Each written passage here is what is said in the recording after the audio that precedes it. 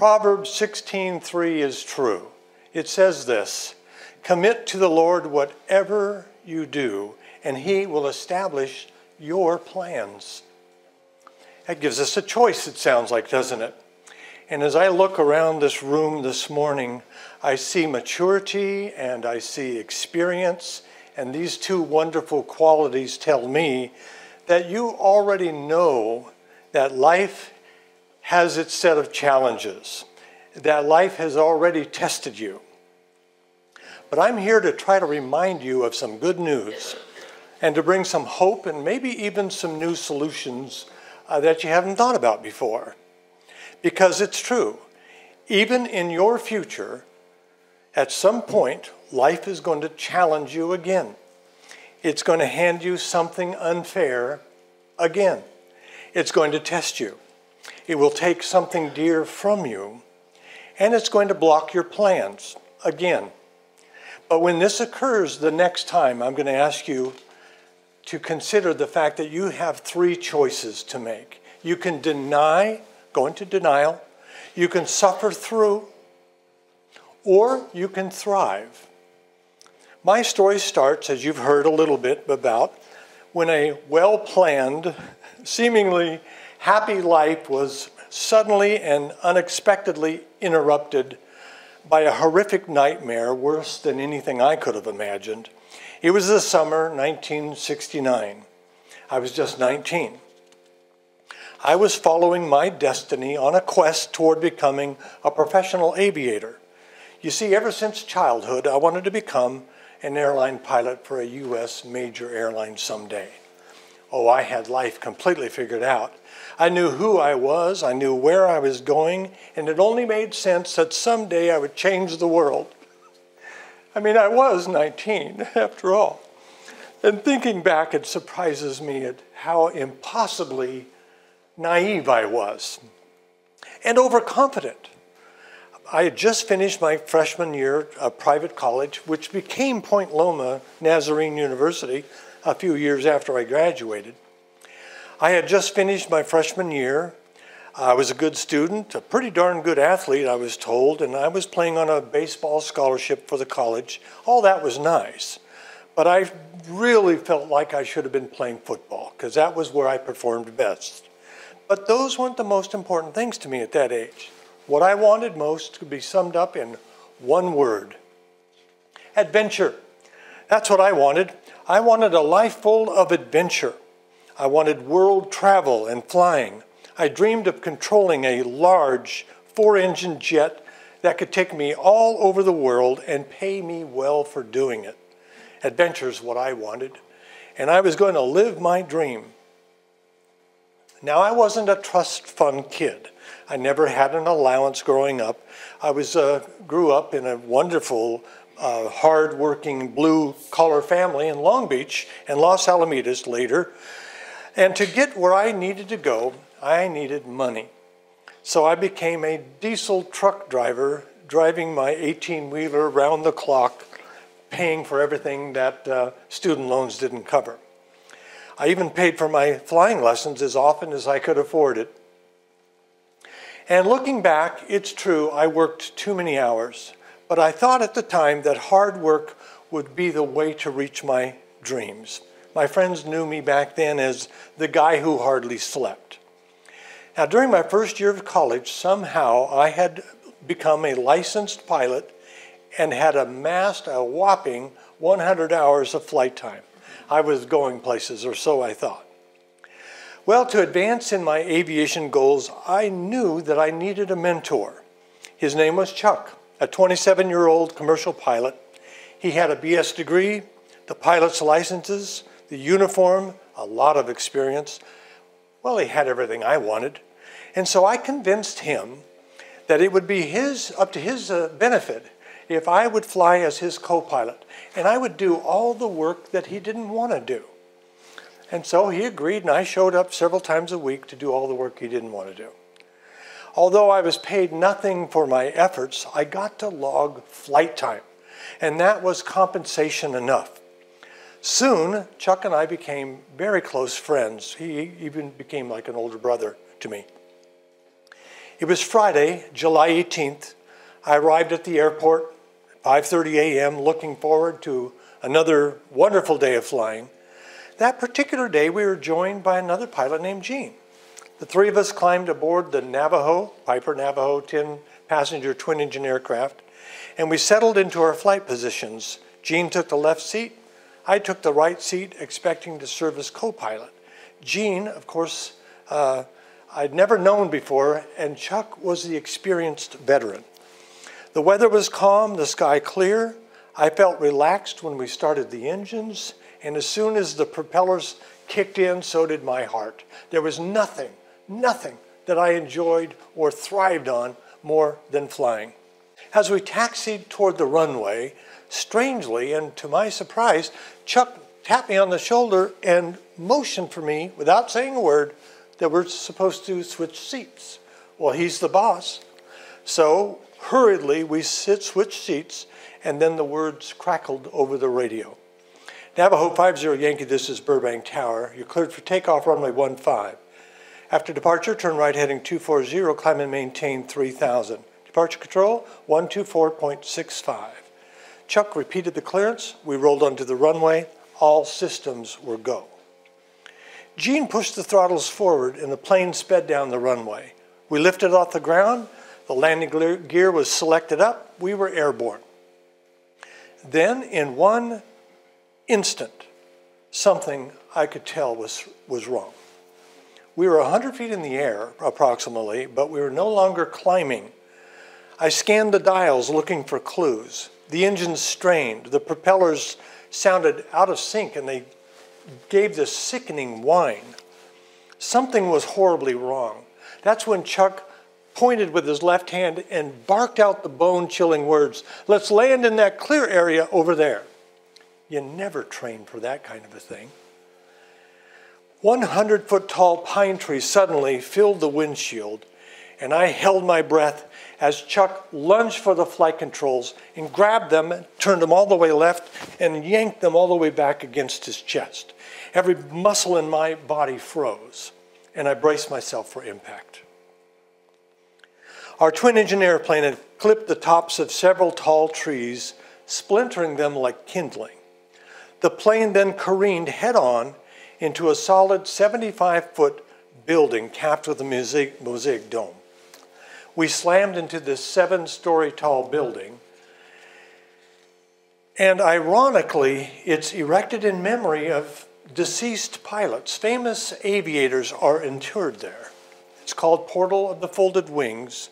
It sits in the middle of a cemetery, and within 6 months, it was in Ripley's Believe It or Not. Some of you might remember that book and that TV program. Our aircraft had exploded from the 135-mile-an-hour impact into an unmovable object. And as if shot from a cannon, all three of us pilots, who were no longer in a cockpit, we catapulted through the air and then resulted with a 7-story fall right into the ground. Even today, and I don't want to think about this, but even today, if I close my eyes, I can still hear the explosion of the metal slamming into concrete, and I can hear the aircraft shatter into a couple thousand pieces. For years and years and years,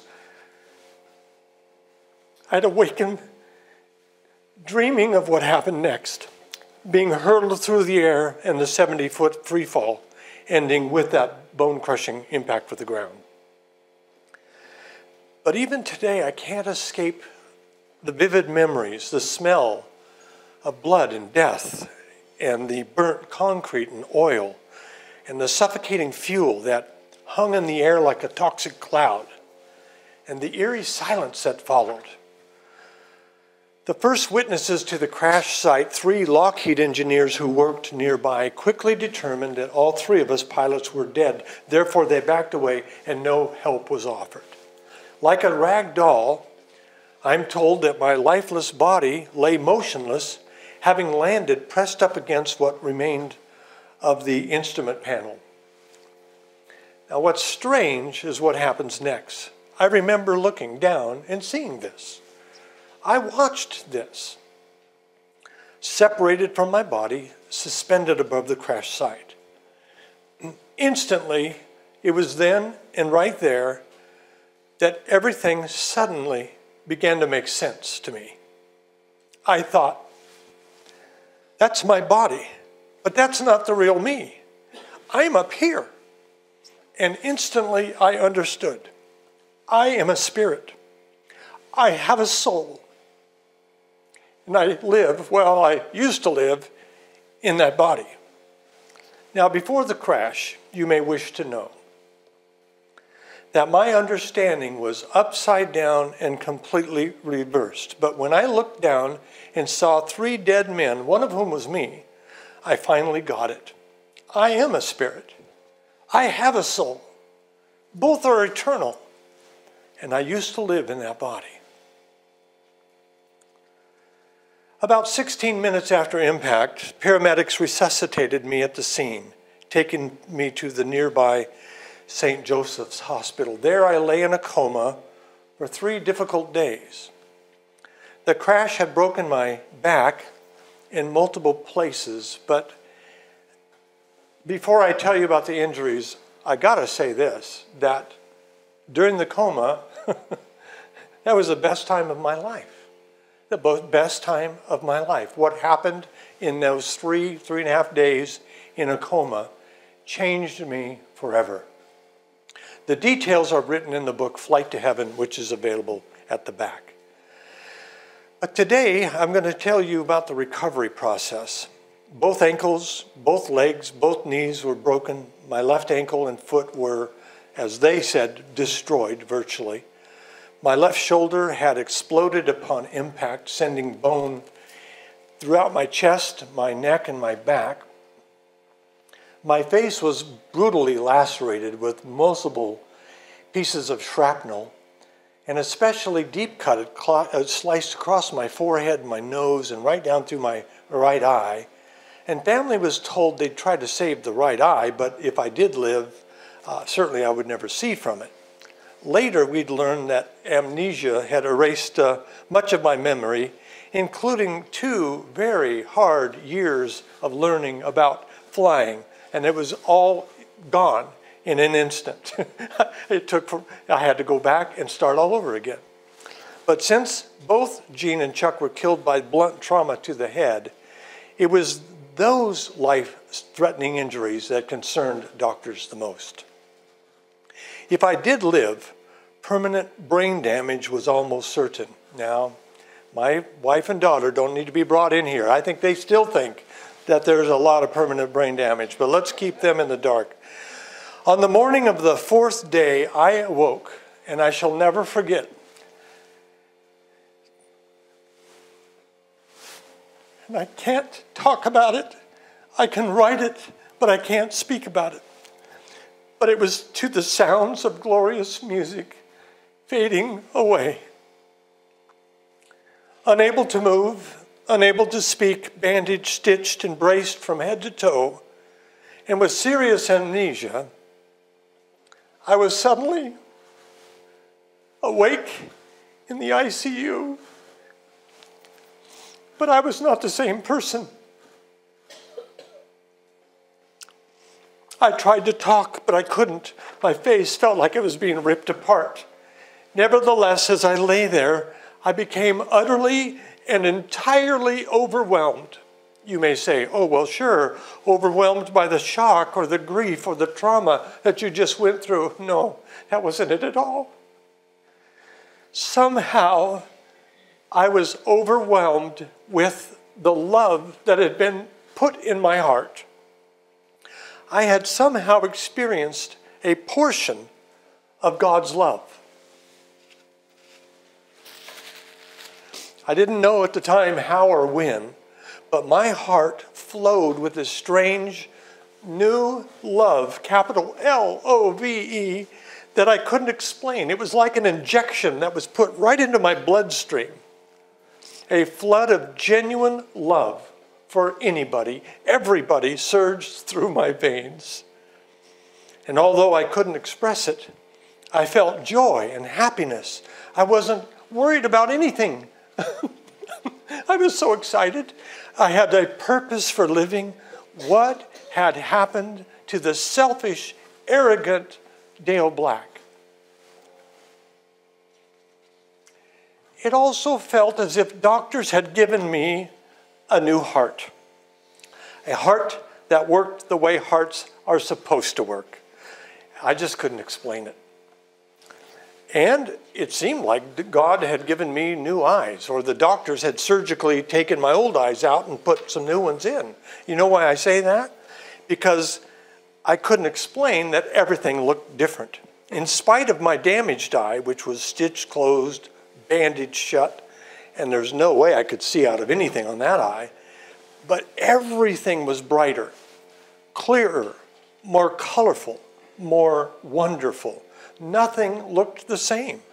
And technically, this new kind of vision was happening to me with only one eye working. What does that say? What does that mean? Well, my experience has left me with, like it or not, an eternal perspective. On the morning of the fourth day, I was seeing into another dimension. Now, I call this the first dimension. What's the first dimension? It's the spiritual dimension. It's the dimension where angels and demons and the Holy Spirit and your spirit and my spirit reside and are visible. That's the first dimension. And it's going on all around us, all over the world, right in this room as well. And strangely, that new way of seeing things has stayed with me ever since. A lot of times people are in a coma and we talk over them and we have conversation, and nurses and doctors are horribly guilty of doing the wrong thing in this area. But I just want to tell you that when a person's in a coma, they can hear, they can learn, they can process. I believe they can even choose. I have a lot of experience with people on their deathbed. I've watched my dad as well, and what happened to him when he was in a coma. And he can hear, he could process. So when you know someone who's in a coma, you might want to consider doing the most wonderful thing for that person. Just warmly read the Bible. Read some of God's promises to them. Play some of the most wonderful music, because they can hear, they can learn, they can process. Back to the situation, I'm in the hospital. Now I'm awake, but my family was left simply hoping that I would live. But everyone knew I'd never be normal. If I did live, not only would I look like Frankenstein, but of course I'd never play baseball again. I'd never walk again, most likely. Without question, I would never fly again. And even if my body wasn't injured, there's no way I could have a normal life with the amnesia that I had. I had this huge blunt trauma to the front of the skull, and that's where short-term memory is placed. And I have a whole book to talk someday about short-term memory and what to do to overcome those problems. Well, one thing's for sure, my dream of becoming a professional airline pilot was over. Of course it was. Everyone said it was. My doctors, my parents, all my friends. It was a done deal. I knew it. Remember I told you a few minutes ago that before the crash, what I wanted most in life? Yeah, adventure. That's what it was. Well, one day, sitting in my familiar wheelchair with the stitches and the cast and the braces and just a partial memory that was working, I was sitting there talking to God in my mind, and it hit me. I'm right in the middle of a huge adversity.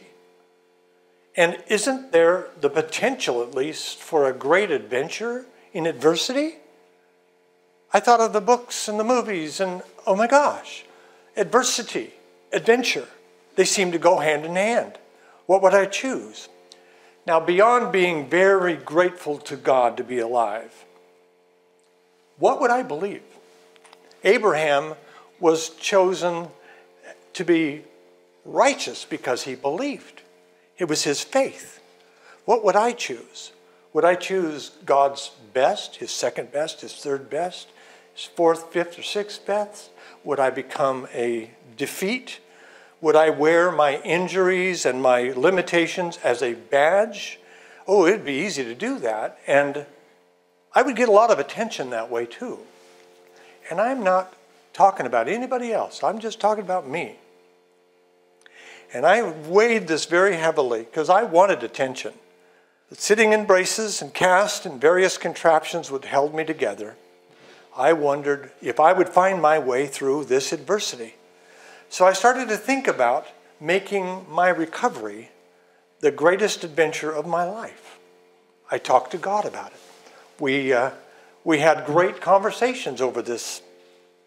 I thought of the ramifications, short-term and long-term. Would I believe God for the impossible? What if, I thought, what if someday I can walk again? What if someday I could see again? What if I could play sports? What if I could fly again? Wouldn't that be the greatest adventure of all? And wouldn't that help a lot of people in the process? These were my thoughts. Well, with those cast and braces and only one eye and one half of a memory working, I started reading everything I could about people who were overcoming challenges, people who had climbed impossible mountains, and people who had traveled the high road. I read my Bible for the first time in my life too, and wow, the Bible was full of hope and faith and believing God for the impossible. Caring and responsible doctors said, Dale, you're not going to walk again. You're not going to see out of your eye, your left arm, you won't be able to lift it more than about 5-10%. We don't know how to help you with your memory issues, but you're going to need more surgery. First of all, on your back and your face, and of course, you're never going to fly again. They were stating the obvious. Then came D-Day. How many of you remember D-Day? I had my own personal D-Day. It was one special day that I said to myself, God, I give you my all. And I gave him everything. The huge obstacles. I had weighed the pros and the cons of the choice I was considering, and at that moment, I changed the way I was thinking. And I really believed in my heart it wasn't God's best for me to settle, to stay in that wheelchair, and to stop striving, and to stop pushing for what I believe God had put in my heart in the beginning. So I prayed to God, and I wanted to believe the impossible. So I spoke to myself, and I said, Dale, you are going to develop a new flight plan for a thriving life. You and God will do it. And I started telling people with my own voice what I was going to do with my future. And I said, you watch, you wait, you'll see. Now, by the way, let me just pause for a second. If you think there's 1 ounce of me that is trying to be boastful or is trying to get you to look at me with some kind of respect, I'm not doing a very good job of communicating, if that's the case, because everything that has come back to me has been because of God. He has done it all. The only thing I did was make choices, and then he would do the rest. I did make the right choices most every time, but it was God and his power and his word and his love that brought the answers to almost everything.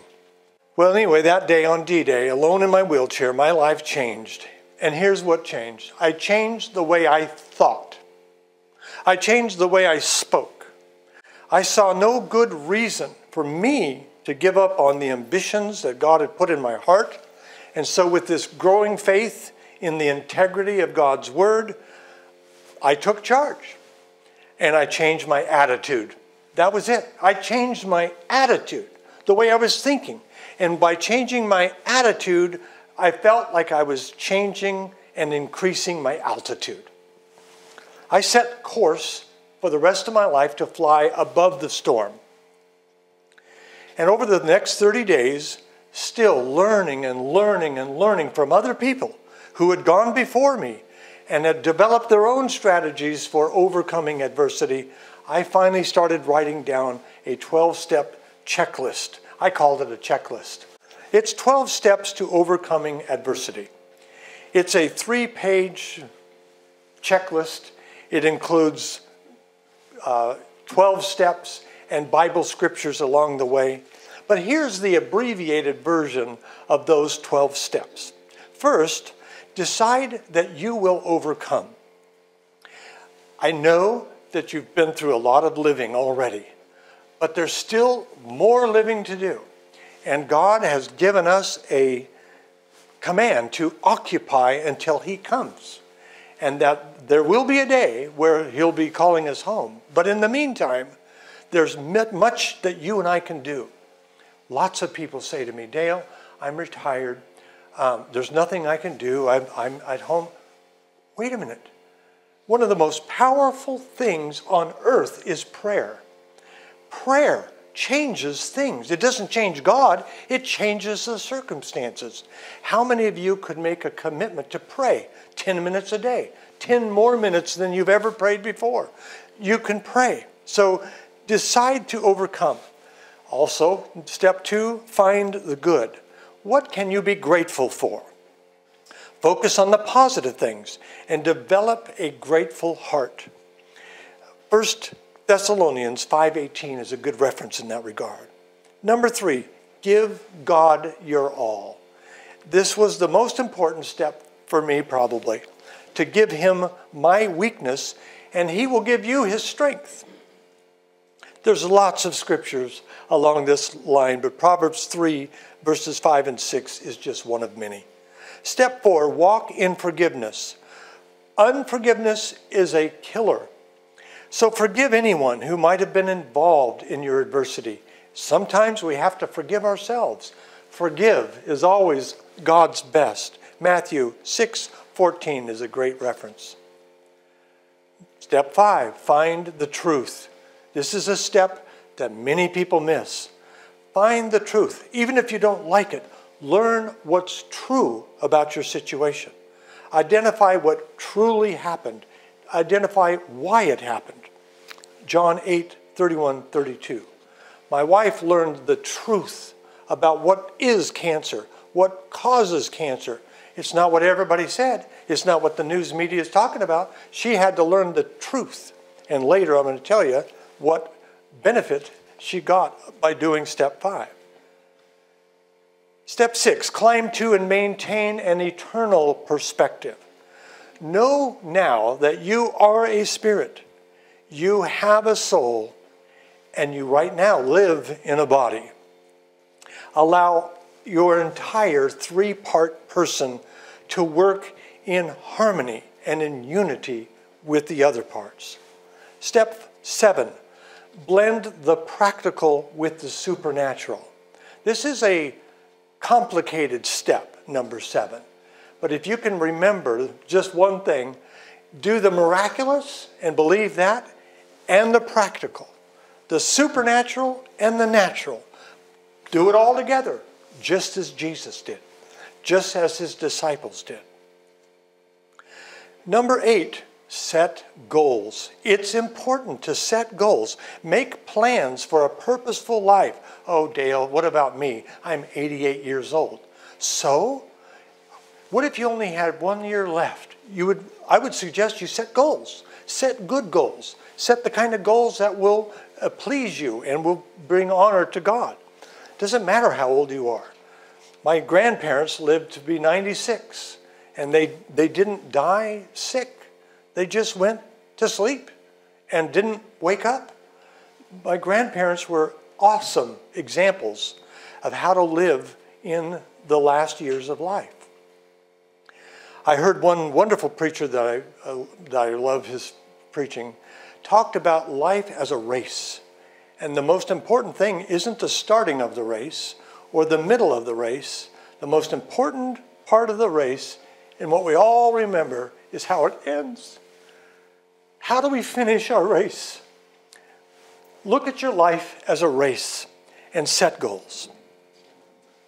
Number 9, look forward and move forward. Walls are built brick by brick. Don't look back. Don't skip a step. Don't belabor the difficulties of the past. Just learn from them and go on. There's more in the handout. Step number 10, give it your all. Make your efforts with 100% commitment. Don't be half-hearted. Always give your best. Number 11, stay focused. Don't get distracted by contrary circumstances or obstacles. Review your goals daily and stay focused. And number 12 is one of my favorites, and that is to help others. Learn the power of giving to others. Help others will bring joy into your heart, and a merry heart is good medicine. I heard it said by someone that when you're lonely and feeling depressed, the best medicine is to go out and give exactly what you want. You want love, you want somebody to love you and to care for you, then you go and give that. And by doing so, it'll bounce right back to you too. Give what it is that you're wanting. Again, the 12 steps are in the back of the book table. I'm not going to exaggerate one thing. I'm not interested in exaggerating, and I'm not trying to have you think well of me. I do want you to think well of God, yeah. And I do want you to know that God's word is true. And I do want you to know that you are a spirit, and you have a soul, and your body will be replaced. That I do want you to know. But the rest of what I'm going to say, please do not misunderstand me. If there's any victory here, the glory goes to God, except for one thing. I chose, and I worked. But the victory and glory goes to God. Using those same 12 steps that I just referred to you, I did get out of that wheelchair, and I did learn to walk again. And those same 12 steps, this is an amazing thing to me still, that my right eye started working again. I started reading practical strategies from books about developing better vision without glasses. And I'm still stunned by the result, but you know the eye is a muscle. And this is not what your eye doctor is going to tell you. They want to prescribe more glasses and thicker glasses and keep you coming back, but your eye is a muscle. If your arm is weak, what do? You exercise your arm. You don't have to be Arnold Schwarzenegger, but you want to do a little exercise. The eye is a muscle. I had to have 20/20 vision uncorrected in order to be an airline pilot, and I had 20/20 over on my left side, but my right side was horrendous. It was horrible. But I started learning to exercise my right eye. And I could tell you the strategies. I'm going to make a video about this for those of you who do YouTube. I will have a video on there probably within the month about these eye exercises. But I use them still to this day. And as a result, if I go back for 40 years, I passed an FAA first class medical with 20/20 uncorrected vision in both eyes. And if you think that God isn't good, then explain that. He's amazing. His word is true. He says, with God, nothing's impossible. And I just thank God that I was able to, and still able to read pretty well, even without glasses. I had 60% of the muscle and the ligaments and some of the bone removed from my left shoulder. But using those 12 steps, I was able to adapt and learn and use it well enough to fly airplanes and to reach switches and do just about anything I needed to do. I still play golf with my left shoulder as well. And because of this 12-step checklist, I had the confidence to refuse a lot of surgeries that were highly recommended for me. And I'm sure glad I did. I'm glad I refused these surgeries. I would have been permanently debilitated had I said yes, it's just to the back surgeries alone. So the surgeries I've allowed are strategic, and they're in line with God. But most of the surgeries were denied, and I'm very glad about that. The back, you have back pain, you have injuries in the back. I get it. Try little sit-ups. You build your back muscles by doing the least things. If you can't do a sit-up, then do leg rises. But do some exercise. It'll help the back, guaranteed. I also learned some new techniques that are helping me even today with the many struggles that I had secretly. I had to do this secretly. I couldn't let one person on earth know that I was struggling with short-term memory, because every 6 months I had to take tests, and I had to memorize. The hardest part was the numbers. I could draw my electrical schematics. I could draw the hydraulic schematics by memory. But numbers, But I learned how to take short-term memory issues and put them into the long-term, what I call long-term memory banks. There are techniques that you and I can use to get through the last lap of our life better than without those techniques. There are ways you can do this. I got my hair growing back on my head. I've had a lot of surgeries on my face, of course. Thank you, Lord, for that. So I kind of look relatively normal, but I never thought that I would. And one of the most amazing things that happened was I got most of my dream back. I did fly again. In fact, on the 1-year anniversary of the crash, which is written in the book Flight to Heaven a lot better than I can explain it, but 3 times on that very day, I flew over the portal of the folded wings in a small airplane with a first-class medical certificate. It took about 7 years to recover altogether. It was a long and challenging road to recovery, but on the 10th anniversary of the airplane crash, this actually happened. I stepped out of a glistening, clean TWA Boeing 707 in a crisp, new pilot's uniform to meet my wife and my chief surgeon, Dr. Homer Graham, who were there to greet me on that special 10-year anniversary. Dr. Graham, some of you may know, he was Evel Knievel's doctor. You remember the famous daredevil? And Dr. Graham had become my doctor, and then over time a very dear friend and a surrogate grandfather. He waits for me now in heaven, praise the good Lord. I did not have the life that I set out for when I was young, but God blessed me back with many of those dreams. I have now flown all over the world in a variety of jet airplanes. As captain, I learned to adapt. I learned that my greatest passion was not to fly, but to teach pilots. And so gradually, I became an instructor for the captains, and then later I became a check airman for those same captains, and then an accident prevention counselor. And I tried to do my best to improve aviation safety for you passengers and for crews alike. I've flown dozens of celebrities, politicians, business movers and shakers globally, all over the world. And why do I even say that? Because the only thing that really matters in this world is, what do we do with God? What do we do with that name, Jesus? And so some have asked me, well, Dale, it sounds like you got everything back. Is that what you're saying? You had everything, all your dreams came back? No. My ultimate goal was to become an airline captain of a Boeing 747 and own apartment buildings. But God had other plans, much better plans for me. He took me from being a self-centered, arrogant pilot into a life of service for Him. And there were sacrifices along the way that I didn't expect. There were lots of adaptations that I still needed to make. And as a result, my life didn't turn out exactly as I had planned. But oh, what an adventure it had been. 40 years after the crash, I was able to write the entire story in my book called Flight to Heaven, which apparently it could be made into a movie. One of the last things that you're going to want to know about is what I'm about to say now.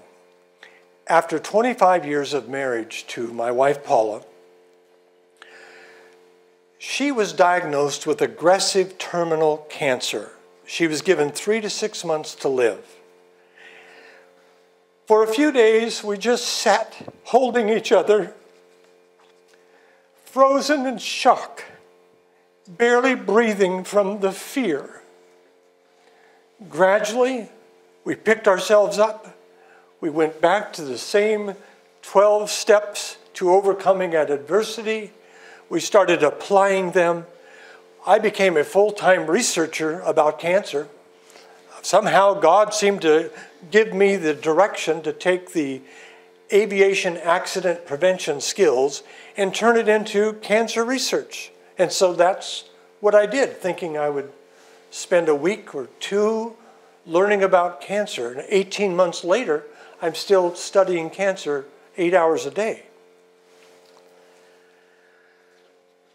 My wife became cancer-free without chemotherapy, without radiation, and without further surgery. And it's not right to say that she's a cancer survivor.